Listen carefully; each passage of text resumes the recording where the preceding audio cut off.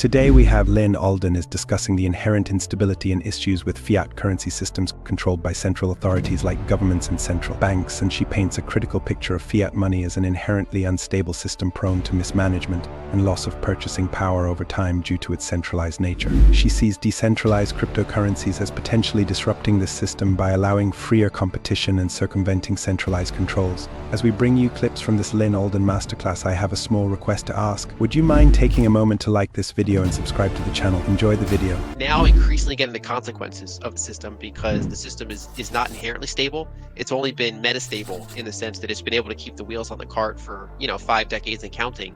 But some of those issues are building up more and more. So the public debts and the inability of so many different currencies to maintain a reasonable ledger, because if we're in the United States or we're in parts of Europe, we've had a pretty continuous kind of low to moderate inflation for a long period of time, whereas in most people around the world, it's like if you're 50 years old, you've probably seen one hyperinflation.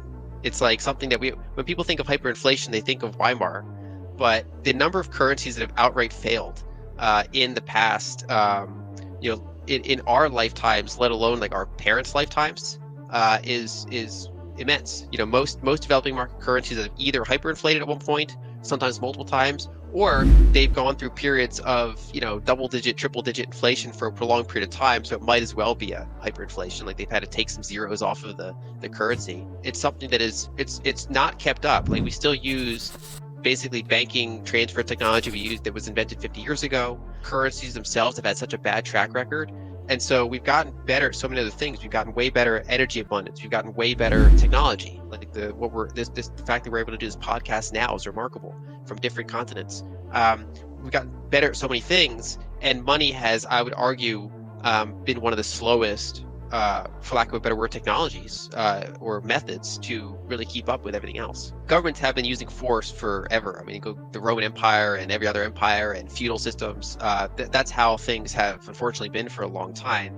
But the money aspect in particular, I think that what made it go slower is again the telecommunication age, because the gap of the problem being solved is bigger. So basically, the reason these centralization keep happening is that in many cases centralization is efficient, and also kind of power. If you kind of coalesce gold into the banks, if people say, okay, I want the convenience of a bank, so I'm going to put the gold in the bank and then just use that ledger. Well, it's very easy for the government to say, okay, well, these are the 8 banks that have most of the gold, so we with a stroke of a pen, that's our gold now, or we can tell you what to do with that gold, right? So it tends to be centralizing inherently. But in general, if you look at the past 150 years, most kind of challenges with money have been solved with more and more centralization.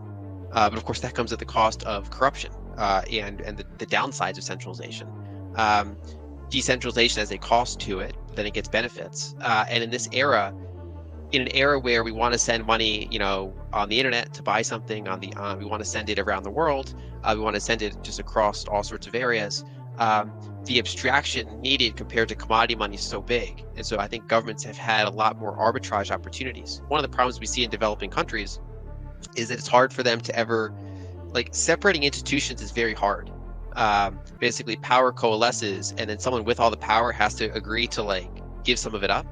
So to make things like an independent judiciary or an independent central bank, it's actually really hard to do. Mm-hmm. And so in a lot of countries, it just doesn't happen. And so you have very coalesced government, and the government can just fire the head of the central bank whenever he wants. The president can just get rid of him. And so because of that, you have a very centralized system, which tends to decay more quickly than one that has more degrees of checks and balances in it. If you even look at Federal Reserve settlement practices between banks, the evolution of that over time. So banks used to settle with armored transport of gold and paper banknotes.